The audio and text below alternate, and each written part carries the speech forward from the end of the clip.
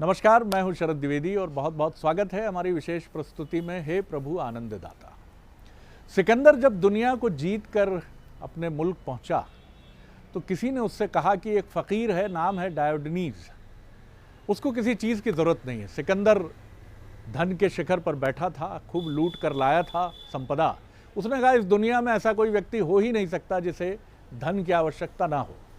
ढूंढते हुए उस फ़कीर को, जिसका नाम डायोडनीज है, वो पहुंचता है समुद्र के किनारे, जहां वो फ़कीर जिसके तन पर एक चिंदी है बस और कुछ नहीं है, और वो लेटा हुआ है औंधे मुंह। सिकंदर कहता है, देख डायोडनीज, दुनिया को जीतने वाला सिकंदर आया है। कोई प्रतिक्रिया नहीं। फिर सिकंदर दहाड़ कर कहता है, बोल तुझे क्या चाहिए। फिर कोई प्रतिक्रिया नहीं। अब सिकंदर हड़बड़ाता है और गिनाने लगता है कि मैं ये लाया हूँ, ये चाहिए तुझे, ये दुनिया का सबसे अजीम और तरीन तख्त ताउस है, ये मैं तुझे भेंट करने के लिए तैयार हूँ। जब वो एक के बाद एक तोहफों की झड़ी लगाते हुए झुंझला कर यहाँ तक आ जाता है कि मैं अपना सब कुछ तुझे दे रहा हूँ, अब तो मेरी तरफ देख। अब उसमें हलचल होती है और सिकंदर के होठों पर मुस्कुराहट आती है और सिकंदर कहता है, अपने पीछे मुड़कर अपने मंत्रियों के काफिले की तरफ देखकर कहता है, देखा अब हुई हलचल, है इंसान ना ये भी। डायोडनीज सिकंदर की तरफ देखता है, कहता है, हे बादशाह, मुझे तुझ पर तरस आता है, तू कुछ देने पर ही आमदा है तो जरा परे हट जा, धूप आने दे। अब सिकंदर की निगाहें शर्म से गड़ जाती हैं और वो सलाम करता है उस फ़कीर को और चला जाता है। लेकिन दुर्भाग्य से ऐसे फ़कीर हम कभी नहीं होते। हमारी व्यवस्था, अगर हमें कोई ऐसा प्रभु भी हमारे सामने उपस्थित हो जाए तो हम यही कहेंगे कि ईवन में 4 बड़े प्लॉट और जो सबसे महंगी गाड़ी है फेरारी, जो सचिन के पास है या उनके पास है, ये दे दीजिए प्रभु। उसके बाद बच्चे को जो है दुनिया का सबसे बेहतरीन काम दे दीजिए, हमें ज़िंदगी भर के लिए कुछ बेहतरीन रोग वगैरह ना हो, ये दे दीजिए। यानी हमारी जो पूरी व्यवस्था है वो धन केंद्रित या धन के आसपास ही घूमती है। आज इसी पर हम बात करेंगे कि धन का ये सोच, धन को लेकर ये सोच अर्थ है, अनर्थ है, कितनी अर्थवान है या कितनी अर्थरहित है, इस पर हम बात करेंगे। हमारे साथ है मानस मर्मज्ञ, भगवत गीता के अध्येता प्रोफेसर सुरेंद्र बिहारी गोस्वामी जी। बहुत स्वागत करता हूं जी। नमस्कार। और कुछ भूमिका लंबी हो गई लेकिन विषय को स्थापित करने के लिए आवश्यक थी आपकी टिप्पणी। आपने लंबी लेकिन महत्वपूर्ण भूमिका कही है। लंबी तो कुछ नहीं है, क्योंकि अर्थ का चिंतन करते हुए तो संपूर्ण जीवन आदमी बिताता है। आपने तो कुछ पल अर्थ के चिंतन पर अपनी बात कही है जी। अर्थ और सुख का सीधा संबंध लोग अपने जीवन में बना लेते हैं। अगर किसी आम आदमी से आप पूछें कि अर्थ का अर्थ क्या होता है, अर्थ का अर्थ क्या होता है, हाँ। तो यही कहेगा, अर्थ जो जीवन के सभी सुखों को प्रदान करता है उसे अर्थ कहते हैं। जीवन के सभी सुख वो समझता है अर्थ है तो सब कुछ वो प्राप्त कर सकता है, तो अर्थ को इस स्वरूप में देखता है। यही प्रश्न जो है कभी किसी ने तुलसी से कहा, तो तुलसी ने कहा, साहब ये विवाद तो बड़ा गहरा है कि सबसे बड़ा सुख कहाँ है, अर्थ में है कि नहीं है। बोले हम पहले दीन से पूछते हैं। दीन कहे धनवान सुखी, दीन कहे धनवान सुखी, और धनवान कहे सुख राजा को भारी। क्रम चल रहा है, अर्थ के अलग अलग स्वरूप है। दीन कहे धनवान सुखी और धनवान कहे सुख राजा को भारी। राजा कहे महाराज सुखी और महाराज कहे सुख इंद्र को भारी। तो वो ये क्रम चल रहा है, अर्थ की सीढ़ी चलती है। देखिए आप समझते जाइए। जी। आप यहाँ खड़े हैं और ये सीढ़ी में चढ़ रहे हैं, अर्थ में वैसी सीढ़ी चल रहा है। हर मनुष्य जो है जीवन में एक एक के बाद दो, दीन कहे धनवान सुखी, धनवान कहे सुख राजा को भारी, राजा कहे महाराज सुखी और महाराज कहे सुख इंद्र को भारी, और इंद्र कहे चतुरानन को सुख। इंद्र कहते हैं प्रजापिता को, ब्रह्मा को सबसे बड़ा सुख है भाई, वो तो सृष्टि बनाने हैं, सृष्टि के मालिक हैं, पूरा संसार उनका है। और ब्रह्म कहें सुख विष्णु को भारी। ब्रह्मा जी कहते हैं मैं तो विष्णु जी के नाभि से उत्पन्न हुआ हूँ पद्म में, तो मेरे से ज्यादा सुख तो विष्णु जी के पास है, वो मेरे भी अधिपति वही हैं। और तुलसीदास विचार कहे, हरि भजन बिना सब दुनिया दुखारी। देखिए ये एक अध्यात्म की प्रक्रिया का हो गया। लेकिन आप किसी धन के पीछे दौड़ते आदमी को कहो, भाई साहब जरा रुककर हरि भजन कर लीजिए, इसमें बड़ा सुख है, वो थोड़ी आपकी बातों को कहेगा। जिस सिकंदर की आप बात कह रहे थे, मेरे पिताश्री 2 पंक्तियां कहा करते थे, गर सिकंदर का यहीं पर रह गया, जर सिकंदर का यहीं पर रह गया और मरते दम लुकमान भी ये कह गया। लुकमान के साथ बड़ी विचित्र विडंबना हुई। बहुत प्रख्यात हकीम रहे हैं और हाँ, लुकमान और हकीम के पहले वो राजा रहे हैं लुकमान। अच्छा। तो लुकमान जब राजकाज संभाल रहे थे तो उनकी महल की छत पर उनको खटपट सुनाई दिया, तो वो ऊपर गए। ऊपर एक साधु इधर से उधर भ्रमण कर रहे थे, घूम फिर रहे थे। साधु ने उनको देखा, उनने कहा आप यहाँ कैसे महाराज, ऊपर कैसे आ गए हैं? अरे बोले तुम जाओ भाई। बोले नहीं, ऊपर कैसे आ गए हैं? बोले मैं अपना ऊँट ढूंढ रहा हूँ। बोले आपका ऊँट मेरी छत पर कैसे आ जाएगा? वो रुकते हैं और देखते हैं। बोले तुम कौन? बोले मैं लुकमान, यहाँ का राजा हूँ। बोले इसके पहले तो एक और आए थे जिनकी और बड़ी दाढ़ी थी और खड़े थे। बोले वो मेरे अब्बा जान थे। तो बोले वो कहाँ गए? बोले वो ऊपर चले गए। अच्छा, बोले वो उनका भी ये घर नहीं था, छत नहीं थी? वो भी तो कहते थे कि ये छत मेरी है। आज तुम भी कह रहे हो कि ये छत मेरी है, तो फिर तुम्हारे बाद ये छत किसकी होगी? बोले मेरे संतानों की होगी। बोले अच्छा, उसके बाद मतलब छत तुम्हारी है नहीं और तुम्हें इस बात का गुमान है कि ये छत तुम्हारी है। लुकमान फकीर हो गए। जर सिकंदर का यहीं पर रह गया, मरते दम लुकमान भी ये कह गया, यह घड़ी हरगिज न टाली जाएगी और बिन मुहूर्त के उठा ली जाएगी। तो सवाल ये है, दुर्लभम मानुषम देही देही नाम क्षण भंगुरा। हम इस भ्रम को छोड़ने के लिए माया की एक बड़ी पट्टी लगा लेते हैं। धन हमारे जीवन में आता है, अर्थ तो श्रीमद् भागवत कहती है अर्थ अपने साथ 15 प्रकार के अनर्थ लेकर आता है। जिसे आप अर्थ कह रहे हैं जी, वो 15 प्रकार के अनर्थ लेकर आता है। भगवान कृष्ण ये बात उद्धव को समझाते हुए अवंतिकापुरी के कदर की कथा सुनाते हैं। वो उस कदर यानी परम कंजूस की कथा सुनाते हैं, जो बाद में भिक्षा मांगने घूमने लगा लोगों के पास। अर्थतंत्र उसका लुट गया, तो भिक्षा मांगने घर घर ढूंढने लगा। कहते हैं भिक्षुका नैव भिक्षन्ति शिक्षन्ति ग्रहे ग्रहे। एक भिखारी जो है वो हर घर में जाकर भिक्षा नहीं मांगता, शिक्षा देते रहता है आपको। कौन सी शिक्षा देते रहता है कि देखो जो धन है उसका सदुपयोग कर लो, नहीं करोगे तो मेरी गति को तो प्राप्त होना ही है आपको। धन के 3 उपयोग हैं, केवल 3 उपयोग हैं धन के। धन या तो दान किया जा सकता है, ये श्रेष्ठतम उपयोग है धन का। अगर धन आपके पास परमात्मा ने दिया है, जो भाग्य से देता है, धन कभी मेहनत से नहीं मिलता। जिसके प्रारब्ध में होता है वो धनवान बनता है, और जो धनवान बनता है वो बहुत बड़े संकट में होता है, क्योंकि परमात्मा फिर देखता है कि धन लड्डू प्राप्त हो जाने के बाद माँ को याद कर रहा है कि लड्डू को याद कर रहा है। देखिए, ईश्वर जिसके जीवन में स्वयं को प्रदान करता है उससे सब हरण कर लेता है। जैसे बलि से सब ले लिया, सब कुछ, जैसे हरिश्चंद्र से सब ले लिया, सब कुछ ले लेता है।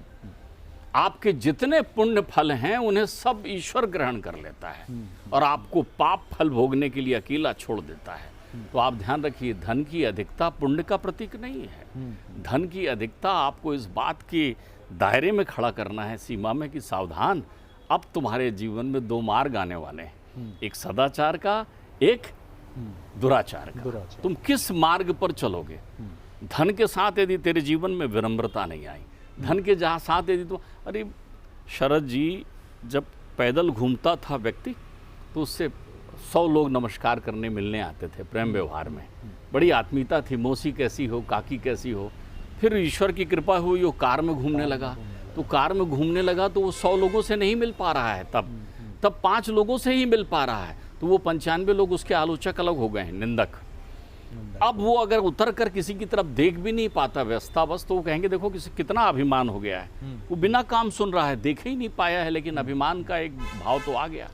तो आप ध्यान रखिए, विनम्र नहीं हुआ, अहंकार से दूर नहीं हुआ, मिथ्यावादी नहीं हुआ, मदहोश नहीं हुआ, व्यसनी नहीं हुआ, हिंसा का पथ स्वीकार नहीं किया, असत्य संभाषण करने वाला नहीं हुआ, इन तमाम कपट नहीं आया उसके अंतर्चित्त में, दुराभाव, द्वेष, विद्वेष नहीं आया। जी जी। तो इतने सारे अवगुण उस धन के साथ विद्यमान होकर उसके पास आते हैं। तो कृष्ण कहते हैं कि अर्थ तब अनर्थ है क्योंकि वो अपने साथ 15 अवगुण लेकर आ रहे हैं। तो इन 15 अवगुणों से रक्षा कैसा करें? अरे एक अवगुण जीवन का हरण कर सकती है, तो इन 15 अवगुणों से रक्षण कैसे हो जीवन में? तो धन यदि किसी व्यक्ति के पास आए तो वो धन की 3 गतियों पर ध्यान दे दे। धन का श्रेष्ठतम उपयोग है दान, धन का मध्यम उपयोग है भोग। अरे भाई पूत कपूत तो क्या धन संचय, और पूत सपूत तो क्या धन संचय। भाई तुम धन कमा रहे हो, तुम्हारा शरीर छूटेगा, यहाँ से जाओगे तो जितने लोग रहेंगे तुम्हारे परिवार के, अगर वो सपूत हैं तो धन को आगे बढ़ाते चले जाएंगे, नहीं तो सब लूट के ले जाएंगे। और तीसरी गति है नाश। केवल 3 गति जिस अर्थतंत्र के पीछे आप दौड़ते हैं, दान, भोग और नाश। दान, भोग और नाश, ये 3 गति है धन की वैदिक हिसाब से। अब आप देखें दान, शतम विहाय भोक्तव्यम सहस्त्रम स्नानम आचरित। 100 काम छोड़ करके भोजन करिए, हमारे शास्त्र की शिक्षा है। शतम विहाय भोक्तव्यम, 100 काम छोड़िए और भोजन करिए। जब भोजन कर रहे हो तो फिर ना मोबाइल चलेगा, ना लैपटॉप चलेगा, ना कुछ, मीठा आनंद के साथ भोजन करिए आप। शतम विहाय भोक्तव्यम सहस्त्रम, हालांकि है इसका उल्टा, वो प्रक्रिया अपनी जगह है ही विद्यमान। हमें तो इस बात का चिंतन करना चाहिए कि क्या होना चाहिए। अगर किसी के जीवन में ऐसा है तो उसे बताने की जरूरत नहीं, क्योंकि जीवन ऐसा ही होना चाहिए। जीवन ऐसे। शतम विहाय भोक्तव्यम सहस्त्रम स्नानम आचरेतु। नए बच्चों को देखिए साहब, 2-2, 4-4 दिन बाद नहाते हैं। प्रातः काल सूर्योदय के पहले स्नान का विधान, वो लगा लेते हैं भौतिक संसाधन की चीजें, और अपने हमारे पिताजी तो कहते थे डेंटिंग पेंटिंग करके घूम रहे हैं। जैसे कारों में डेंटिंग पेंटिंग लगा कर घूम रहे हैं, वैसे घूम रहे हैं। आप देखिए क्या है, तुम्हारा शरीर मलमूत्र से भरा हुआ एक भंडार ही है। तुम अपने शरीर को कैसे स्वस्थ रख सकते हो? जल की एक विशेषता है, उसका एक छींटा किसी पर मार कर देखिए, एकदम चेतना जागृत होती है। आपको कभी अपने भीतर मन को, अंतर मन को अनुभूत करने की इच्छा हो तो कोई बहुत ऐसा लगा हुआ कामकाज में, आज के कामकाज जो हैं, उसको जाकर केवल जल का थोड़ा सा छींटा लगा दीजिए, तो वो क्या होगा, एकदम जागृत हो जाएगा। क्या है, जल जागृत करता है। सहस्त्रम स्नानम आचरेतु, 1000 काम छोड़ करके स्नान करिए। और लक्षम विहाय दातव्यम, 1,00,000 काम छोड़कर दान करिए। वाह। अब ध्यान देखिए, दान दीन को करिए, दान दरिद्र को करिए, दान गरीब को करिए। अब आप सोच रहे हैं दीन दरिद्र कौन है? दीन कौन है भाई? जिसे दया की आकांक्षा ना हो वो दीन है। अच्छा। आप भाव समझिए। बिल्कुल ठीक है, बहुत सुदामा दीन है। सुदामा दीन है, दरिद्र नहीं है, ध्यान रखिए। दया की आकांक्षा नहीं, वो अपने आप में मस्त है, अपने जीवन को जी रहा है। न कांक्षी विजयम कृष्णम न च राज्यम सुखाणी चो। द्वारिकाधीश उनके मित्र हैं, लेकिन तब भी उनको द्वारिकाधीश का चिंतन तो है कि मेरे मित्र हैं, लेकिन वो बिना आकांक्षा के जी रहा है, वो दीन है। उनके बंधु हैं भगवान, इसलिए दीन बंधु कहलाते हैं। वाह। इसलिए तो दीन ढूंढिए, उन्हें नहीं जो आपके आसपास घेराबंदी कर कर। कितनी सुंदर बात कही है भागवत जी में, धनी को उदाहरण बनाकर, कि धन लोलुप व्यक्ति किसी धनी के आसपास कितना चारणिक बनकर खड़ा रहता है, नाना प्रकार की प्रशंसा करते, अपलक देखते रहता है, पूरा दिन बिताता है कि शाम तक कुछ नोट तो मिल जाए, कहीं से कोई व्यवस्था तो बन जाए। इस बात पर तो मुझे ये ध्यान आया कि शक्तिशाली व्यक्ति के सम्मुख अधिकांश लोग दीन बनकर खड़े होते हैं, वो दीन होते नहीं हैं। दीन ये कांक्षा से विपरीत प्रतिकूल। भाई आप एक गांव के सहज व्यक्ति को आप गरीब कह देते हैं, जो सहजता से मेहनत कर रहा है। कितना गरीब आदमी है, क्योंकि आप शहर से आए हुए हैं, महलों से आए हुए हैं। उसको तो वो उन पत्र पुष्पों में, उस खेत की माटी में सौंधी खुशबू आ रही है, वो तो अपनी सूखी रोटी और प्याज खाकर आनंद की अनुभूति कर रहा है, और जीवन में परमात्मा के गुणगान कर रहा है, और सर्वाधिक ईश्वर को धन्यवाद देते हुए हो रहा है। कढ़ाई पनीर में उसकी कोई नहीं, लेकिन आपको लगता है ये गरीब है। जी, ये गरीब है वाली नजरिए से आप उसे देख रहे हैं, वो गरीब नहीं है। देखिए, आपने धन का आधार मुद्राओं को रख लिया है, कागज के नोट। मेरे पिताश्री कहते थे कागज के नोट गल जाएंगे, कागज के नोट गल जाएंगे, आपके साथ नहीं जाएंगे। आप सुई का एक तिनका लेकर भी नहीं जा सकते, लेकिन आपके द्वारा किए हुए काम, आपके द्वारा किए हुए कर्मों के प्रतिफल स्वरूप मिला हुआ नाम आपको अजर अमर अनादि बनाकर जाएगा यहाँ पर। बिल्कुल ठीक है। तो ऐसा है कि यदि परमात्मा की कृपा से जी आपके पास धन की प्राप्ति हुई है, तो उस धन को दान करिए। दान किसको करिए? देखिए कि कौन जरूरतमंद है। फिर दान में खाली दान धन देने का नहीं होता, दान का अर्थ होता है, पुराने प्रक्रियाओं में देखें, कुआं तालाब बावड़ी का निर्माण करिए, वृद्धाश्रम बनाइए। आप तो बैठ करके शासन को ही देखते रहते हैं कि शासन ने किसके लिए क्या किया है, शासन कहाँ कौन सा काम कर रही, राजा की तरफ ही हर जिम्मेदारी देते हैं। आप क्या कर रहे हैं? आप कितनी बार आपको लगा कि परमात्मा ने मुझे सब दिया है, जरा मैं तो चलूं, देखूं तो परमात्मा मैं इसे कहाँ बांटूं, तो आप देखिए, आपने क्या कुआं बनाए, खुदवाए हैं, तालाब बनाए हैं, बावड़ी बनाई है, बच्चों के लिए स्कूल बनाया है, अनाथालय बनाया है। अच्छा, जिन्होंने बनाया है जी, वहाँ एक दूसरी बात लागू हो जाती है, जिन्होंने बनाया है वो बताते नहीं है, और जो बनाने के बाद बताने में समय नष्ट करते हैं वो बनाने की फलश्रुति से बाहर हो जाते हैं। बिल्कुल ठीक, क्योंकि उन्हें पुण्यता का लाभ नहीं मिलता। तो आप दान करिए, दीन को करिए, दुखी को करिए। आप देख रहे हैं बच्चियां आज समाज में, समाज के विभिन्न संगठन के लोग लगे हुए रहते हैं, कितने समाज में निर्धन परिवार की बच्चियां बड़ी हो रही। वो सुदामा की पत्नी की तरह छोर में, पिछोर में, फटे हुए पिछोर में और साड़ियों में अपने तन को ढके हुए चुपचाप जीवन में 2 रोटी खाकर रह रहे हैं, लेकिन उनके घर में एक फटा हुआ पर्दा है कि उनकी लाज कोई न देख ले। वो किसी से कहने नहीं जा रही हैं। क्या समाज के जो धनी लोग हैं उनके अंतर्चित्त में भाव आता है कि चलो हम कन्यादान की प्रक्रिया में हम अग्रणी आए, हम पहुँचें, लोगों से कहें कि भाई ये बिटिया हमारी है। आप देखिए ब्रजधाम में बहुत सारे ऐसे लोग पहुंचते हैं जो लोगों को चिट्ठी लिख लिख कर बुलाते हैं, आपकी कन्या का विवाह करना है, आप योग्य वर की तलाश कर लीजिए, आप आ जाइए, यहाँ हम विवाह कर देंगे, आपके आने जाने की व्यवस्था हम करेंगे।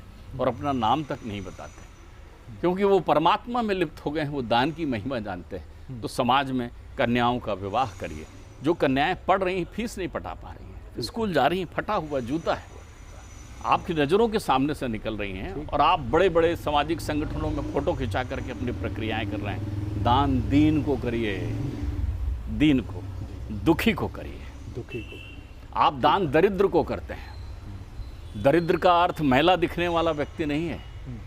आचार्य शंकर से किसी ने कहा था कि दरिद्र कौन है?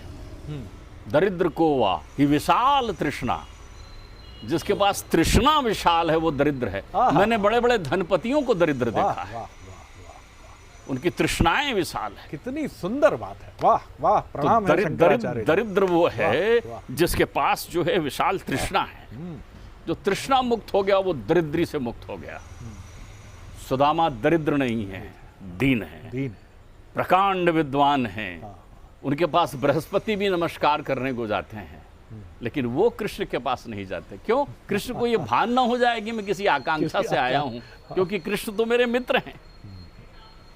तो कृष्ण ऐसे दीन से कैसे मिलते हैं? हीन होकर मिलते हैं। वो दीन बंधु हैं, हीन हो जाते हैं। वो कहते हैं सुदामा आया है, अपने महल से कई गुना बड़ा महल उनको बना कर देते हैं, त्रिलोक की संपत्ति उनको देते हैं, लेकिन कहते नहीं कि मैंने तुम्हें दिया। उसी फटी धोती में सुदामा आते हैं और सुदामा आकर कहते हैं तुम कल भी वैसे थे, आज भी वैसे हो। तो ध्यान रखिए, धन अर्थ कमाते समय उसके अनर्थ की इस प्रक्रिया का ध्यान रखिए। बच्चे जब जाते हैं, आप देखिए साहब, कमाल है विज्ञापन के ज़माने का, क्या कमाल है। 1000 रुपये किलो का आलू खा रहे हो, 1000 रुपये किलो का आलू खा रहे हो विज्ञापन वाला, और यूं मुंह दिखा के कुर्रुम कुर्रुम वाले विज्ञापन को देखते हुए आप आलू को खा रहे हो। आप देखिए तो जो आलू आपने 15 रुपए का एक पैकेट लिया है वो 10 ग्राम नहीं है। तो किलो का आकलन आप कर लीजिए कि 1500 रुपए किलो का आप आलू खा रहे हैं बैठ करके। और घर में महतारी ने सवेरे से नाश्ता बना कर रखा था कि बेटा ये नाश्ता करते जाना। तो जो लोग आप कमाई नहीं बाप कमाई को यूं दोनों हाथों से खर्च कर रहे हैं, वो ध्यान रखिए। अर्थ के अर्थ को आप नहीं समझ रहे हैं, अर्थ का सदुपयोग करिए। जहां अर्थ का सदुपयोग हो रहा है वहां वो दान न भी हो तो फलदायी होता है। सदुपयोग कितना हो रहा है, ठीक बात है। आप किसे दिखा रहे हैं, आप किसे सुना रहे हैं। पिताश्री एक और सुंदर बात सिकंदर के क्रम में कहते थे जी, कि तुम इस शरीर रूपी मकान में अकड़ कर रहते हो। ये मकान तुम्हें मिला हुआ है और इस शरीर रूपी मकान में जैसे सुंदर मकान बना कर रहते हो ना, तो जो नाम लिख देते हो लुकमान, नाम लिख देते हो एसके सिंह, नाम लिख देते हो फलाने शर्मा, नाम लिख देते हो फलाने वर्मा इत्यादि लिख देते हो। ये मकान तो तुम्हारे ईंट पत्थरों का बना हुआ मकान है। जैसे ये शरीर भी जो है चर्म रक्त मंजाव सामा शान अस्थि में दाम से बना हुआ शरीर है। ये शरीर भी छोड़ना होगा, ये मकान भी छोड़ना होगा, वो बैंक बैलेंस भी छोड़ने होंगे, वो धनवान की पदवी भी छोड़नी होगी, वो निर्धनता की पदवी भी छोड़नी होगी। इस सत्य पर विश्वास करिए कि संसार में सारे मनुष्य एक ही तरह से आते हैं और एक ही तरह से जाते हैं। बस यही परम सत्य है संसार का। बाकी सत्य अनर्थकारी है। हाँ। अर्थ की परिभाषा तो वो है जो जीवन को समर्थ बना दे, वो अर्थ है। जो आपके जीवन को उद्देश्यवान बना दे, वो अर्थ है। तुम्हारे पास कागज के नोट हों या ना हो, लेकिन तुम्हारे अंतर्चित्त में आनंद का धन होना चाहिए। बहुत सुंदर बात है। और आज के इस बहुत ही सुंदर अंक में जो सबसे मूल्यवान मंत्र हमें मिला है वो ये मिला है कि अर्थ यानी धन अगर जीवन को अर्थवान नहीं बनाता है तो निरर्थक है, वो उसका कोई मूल्य नहीं है। और दीन को दान करिए, ये बड़ी महत्वपूर्ण बात है कि हमें उन लोगों की मदद करनी है जो मदद के लिए याचक बनकर हमारे सामने नहीं खड़े हैं। उन्हें मदद की आवश्यकता है, लेकिन वो ये चाहते हैं कि मदद उन्हें मिले तो उनकी गरिमा के साथ मिले। उनको ये बता कर न की जाए मदद, जैसी दीन बंधु कृष्ण ने अपने अनन्य मित्र सुदामा की मदद की, कि कोई अपने घर पहुँचे और उसको पता चले उस बालक को जो बहुत मेधावी है लेकिन दीन है, लेकिन उसको ये पता चले कि फला व्यवसायी ने उसकी साल भर की इंजीनियरिंग की फीस जमा कर दी है उसको बिना बताए, और वो उस उल्लास से उल्लसित हो जाए, ये मर्यादा है। और जैसा प्रोफेसर गोस्वामी ने हमें बताया कि राजा भोज ने सबसे बड़ा तालाब बनवाया, कहा जाता है कि उन्हें चर्म रोग हुआ था, और तब के ज्योतिर्विद भी इतने, वैद्य भी इतने निपुण और इतने पारंगत होते थे कि वो औषधि के साथ ये भी कहते थे कि हे राजन, अगर मनुष्यता के हित में कुछ करोगे तो ये रोग और जल्दी आपको छोड़ देगा। तो क्या हमने अपने जीवन में कुछ ऐसा किया है? कोई स्कूल अगर हम सक्षम हैं तो, और नहीं तो कोई ज़रूरी नहीं है कि कोई बहुत बड़ा काम, घर से मस्जिद है बहुत दूर, चलो यूं कर लें, किसी रोते हुए बच्चे को हंसाया जाए। और जीवन की क्षण भंगुरता पर भी प्रोफेसर गोस्वामी ने बहुत सुंदर प्रकाश डाला है। मुझे भी एक बहुत सुंदर उक्ति याद आती है, काव्यात्मक है, जो हम धुएं के गुबारों में बदल जाएंगे, हमारे गीत सितारों में बदल जाएंगे, उठेगी पालकी जब अर्थी के रूप में सज के, हमारे दोस्त कहारों में बदल जाएंगे। तो जीवन का सत्य तो यही है। तो उस दौर तक पहुंचने के पहले दीन की मदद कीजिए, अहंकार से दूर रहिए, और अर्थ अगर आपको मिला है, आप उन सौभाग्यशालियों में से हैं, तो अर्थवान बनाइए उसको। बहुत धन्यवाद आपको, प्रणाम आपको, और अगले अंक में फिर मिलेंगे आपसे। अनुमति दीजिए, नमस्कार।